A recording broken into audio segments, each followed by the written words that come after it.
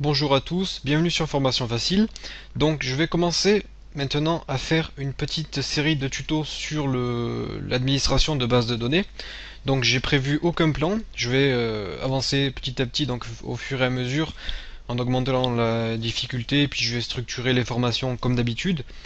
Donc je peux pas exactement vous dire ce qu'on va faire, mais en gros, déjà on va voir comment créer des bases de données, on va voir à quoi ça sert, comment les utiliser. Donc une base de données, ça sert surtout à stocker des données qui pourront être traitées puis modifiées pour pouvoir s'organiser. On verra comment interagir avec ces bases de données avec le langage SQL, qui est un langage qui permet de traiter les informations contenues dans une base de données. Euh, pour cette formation, au début, j'utiliserai Access. Donc Access, c'est un système de gestion de base de données qui est rapide, fiable, pardon, qui prend le SQL et aussi le VBA. Donc le VBA, c'est un langage de programmation que l'on peut utiliser dans tous les logiciels de la suite Office. C'est presque pareil que le Visual Basic. Donc il y a une formation Visual Basic aussi sur formation facile. Et avec le VBA, qui est un Visual Basic spécial pour Office, eh bien on pourra se créer nos propres outils, nos propres logiciels qui nous permettront de travailler donc sur des bases de données. Donc Access c'est simple, ergonomique, ça nous permettra de créer, d'utiliser, de modifier et d'administrer toutes nos bases de données. Donc moi j'utilise Access puisque comme je suis étudiant dans une école informatique, j'ai accès à ces logiciels de Microsoft. Et donc j'utilise beaucoup Access, mais il existe aussi en version gratuite OpenOffice Base, qui me semble c'est à peu près la même chose que Access, sauf que ce coup-ci il y aura un langage différent du VBA. Et de toute façon, je pense que d'ici la fin de la formation, je ferai des petits cours aussi sur MySQL, qui est quand même pas mal utilisé. Donc Access, ça sera vraiment au début pour apprendre à administrer nos bases de données. Donc ça sera pour démarrer, puis après je passerai à des choses un peu plus communes. Donc je vais vous parler vite fait de la structure des bases de données. Donc en gros c'est plusieurs tables. Chaque table a des propriétés, des attributs. On a des liens entre les tables qui nous permettent donc de bien organiser notre travail. Donc tout ça, vous le comprendrez quand on aura commencé cette formation. Je vous ferai des petits schémas, je vous montrerai exactement à quoi ça sert. Là, je vais vous expliquer très rapidement. En fait, on peut avoir une table qui contient des personnes, une autre table qui contient des objets qui sont possédés par les personnes, et puis on va pouvoir lier les tables pour par exemple dire que tel ou tel objet appartient à telle ou telle personne. Donc tout ça on verra après. On parlera aussi de clés primaires, clés étrangères, qui sont en fait des propriétés uniques d'une table. Ce sont des attributs qui n'existent que une seule fois dans la table et qui nous permettront d'identifier clairement et précisément quelque chose dans la table. C'est-à-dire que si on enregistre deux personnes donc sur une table, eh bien euh, deux personnes seront forcément différentes. Il va falloir les différencier donc de façon très précise et ça se fera avec des clés primaires, clés étrangères.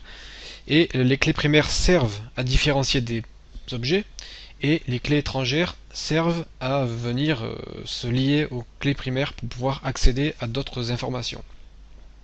Donc ça paraît un peu abstrait comme ça, c'est normal puisque là je vous le dis très rapidement, c'est juste pour faire une petite introduction, mais tout de suite ça ira beaucoup mieux dans Access quand on travaillera. Et puis dans cette formation donc, on va concevoir des bases de données. Donc on travaillera sur un sujet concret en fait, comme d'habitude. Je vais vous donner un objectif, une sorte de petit logiciel à réaliser. Et puis on va construire notre base de données petit à petit pour arriver à satisfaire en fait quelque chose qu'un client pourrait vous demander si on vous demandait d'administrer une base de données. Donc avant de commencer cette formation, je vais ouvrir Access. Là, je ne sais pas si je suis sur la version 2007 ou 2010. Il me semble que c'est la version 2007 qui m'a été fournie. En tout cas, la dernière version aujourd'hui, c'est la version 2010. Et je vais vous présenter rapidement l'interface d'Access qui ne change pas beaucoup entre ces deux versions. Donc au démarrage, on a la page d'accueil. Bon, il y a tout le menu, tous les outils qu'il y a par défaut dans la suite Office, et on a ici des modèles qui sont disponibles et qui nous permettront de créer notre base de données. Donc nous, on va sélectionner le premier modèle qui est une base de données vide. On va pouvoir lui donner un nom, donc tuto 1. Je double-clique et là ma base de données se crée et une nouvelle page va s'ouvrir. Donc on a une table qui est déjà créée par défaut et on arrive donc ici dans notre base de données.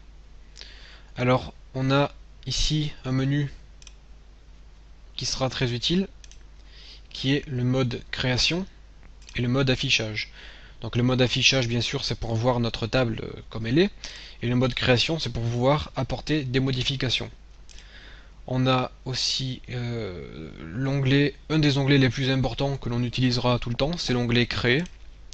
Donc dans cet onglet créer, on va pouvoir créer des tables, soit de façon plutôt manuelle, soit de façon assistée par Access. On va pouvoir créer des requêtes, donc encore une fois, de façon assistée ou de façon manuelle. Les requêtes, ce qui nous permettra d'interroger les tables et de les modifier. On pourra créer des formulaires, encore une fois, assistés, manuels.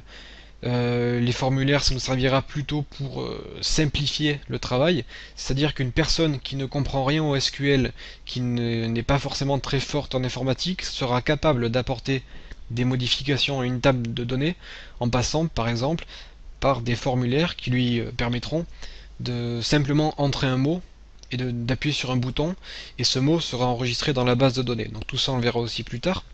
On pourra créer des états, toujours de façon manuelle ou assistée. Les états, c'est pour avoir des informations rapidement, donc une sorte de rapport. Puis on pourra créer des macros et programmer en Visual Basic. Donc là, ça sera beaucoup plus complexe. J'ai pas grand chose d'autre à vous dire, mis à part le fait que vous pouvez créer vos tables sur Excel ou ailleurs. Vous pouvez faire des importations, des exportations de vos tables. Et les autres menus, soit vous fouillez vous-même en regardant un peu ce que c'est, ou soit on verra ça nous au fur et à mesure de la formation. Donc on n'utilisera pas tout, hein, on verra surtout ce qu'il y a dans l'onglet créer, puisque c'est la chose la plus importante. Avant de clore cette première vidéo, je vais très rapidement vous montrer comment on peut faire pour créer une table. Donc par exemple, j'ai la table 1 qui est créée par défaut, je vais cliquer sur affichage, et là on va créer notre première table. Donc on a une clé primaire, pardon. Donc la clé primaire, comme je vous l'ai dit, c'est quelque chose d'unique. Donc par défaut, Access nous propose un numéro qui est un numéro automatique, et en fait ce sera un compteur, et à chaque fois qu'on va ajouter une valeur à notre table, ce compteur va augmenter de 1. C'est-à-dire que l'attribut, l'objet numéro 1 de la table sera numéroté par 1, le second objet aura le numéro 2, le troisième le numéro 3, ainsi de suite, et de cette façon on est sûr et certain d'avoir un identifiant unique pour chaque objet. Donc on verra que c'est souvent la meilleure solution, mais parfois on devra passer par d'autres types d'identification unique, et on verra comment créer nous-mêmes nos clés primaires. Donc ensuite, si je veux créer un nouveau champ pour ma base de données, je clique ici donc en dessous et je vais marquer par exemple nom pour stocker le nom d'une personne. À droite, je dois donner un type à ce champ. Donc moi je veux que ce soit un texte, puisqu'un nom ce sont des lettres.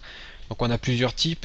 On a le texte qui est très important, le numérique pour stocker des numéros, la date et l'heure pour stocker surtout des dates, par exemple date de création de cet objet, monétaire si on veut stocker des valeurs de l'argent par exemple, numéro auto, donc c'est quelque chose qui s'incrémente tout seul comme je vous l'ai expliqué précédemment, et le reste c'est pas très important. Donc quand on donne un type à notre objet, on a en dessous des propriétés que l'on peut modifier. Donc la taille du champ, on évite de mettre des valeurs trop grandes. On peut mettre par exemple 60, ça sera suffisant. c'est-à-dire qu'on aura le droit de mettre un nom long de 60 caractères. Je pense pas qu'il y ait beaucoup de personnes qui aient un nom plus long que 60 caractères. Ensuite, nul interdit, c'est pour interdire un champ vide, c'est-à-dire qu'une personne doit obligatoirement avoir un nom, donc on interdit le nul. Indexé, donc ça c'est intéressant aussi. Si je clique sur numéro auto, on voit que indexé, il y a marqué oui sans doublon. C'est-à-dire que ce champ-là n'a pas le droit d'être dupliqué. C'est-à-dire que ce champ est unique et on ne peut pas avoir deux fois le même champ. Donc si vous voulez pas que deux personnes aient le même nom, vous sélectionnez oui sans doublon. Donc là c'est pas indispensable. Par contre sur la clé primaire c'est indispensable de ne pas avoir de doublon. Donc le reste, pas grand chose à ajouter. On pourra le voir un peu plus tard. Donc ensuite on va par exemple mettre l'âge. L'âge ça sera plutôt du numérique. On a plusieurs types d'entiers, types de taille. L'entier long, ce sont donc tous les entiers 1, 2, 3, 4, 5, 6. Et les décimales c'est pour les virgules. Ensuite le reste c'est pas très nécessaire. Donc on va se mettre en entier long. Pour l'âge ça sera suffisant. Ensuite, si vous autorisez une personne à ne pas donner son âge, vous n'avez qu'à laisser non sur le nul interdit. Donc là, une fois que j'ai terminé ma table, je vais dans affichage. Donc là, on doit enregistrer la table, oui. La table, on peut la renommer. On fait clic droit, renommer. Donc en fait, on ne peut pas renommer tant qu'elle est ouverte, on va la fermer. On fait clic droit, renommer. On marque individu. Ok, j'ouvre ma table. Là, vous voyez, j'ai mon numéro, je n'y touche pas. J'ai le nom, donc je vais donner un nom à une personne. Par exemple, formation facile. L'âge 23. Je fais entrer. Et là, ça m'a créé mon premier individu. On voit que le numéro, c'est 1. Il s'est mis automatiquement. Je vais créer une deuxième personne. Toto, âge 34. Entrée. Il a le numéro 2. Je vais créer truc. Âge, je laisse vide. Ok. Truc a été créé. Par contre, si je crée une quatrième personne et que je mets un âge 54 que je fais entrer, tac tac, Access nous donne un message d'erreur et il nous dit qu'on doit forcément donner un nom dans l'individu. On ne peut pas laisser quelqu'un sans nom. Donc là, je lui donne un nom et j'appuie sur Entrée. Donc voilà à peu près comment construire une table d'une base de données. Donc avant de vous quitter, je vous donne un exemple d'utilisation d'une table, d'une base de données. Imaginons que vous soyez responsable d'un magasin de location de DVD. Eh bien, vous aurez besoin d'une base de données qui contiendra tous vos films avec le titre, le réalisateur, les acteurs, la durée du film, le genre, histoire de répertorier tous vos films. Et lorsqu'un client va vous demander tel ou tel film, eh bien, vous n'aurez qu'à mettre le nom, rechercher le nom dans votre base de données pour savoir si vous avez le film, voir l'emplacement du DVD, ou s'il vous demande des films de science-fiction, vous ferez une recherche de films de science-fiction. On pourra faire des recherches très précises, donc tout ça grâce au langage SQL qu'on verra un peu plus tard. Et donc les bases de données peuvent vous être très utiles pour toutes sortes de choses, pour travailler, pour rechercher des informations rapidement et faire des archivages en fait de tout ce qu'il s'est passé donc dans le cadre de votre travail. Donc tout ça on le verra un peu plus tard et je vous dis à tout de suite dans notre prochaine vidéo.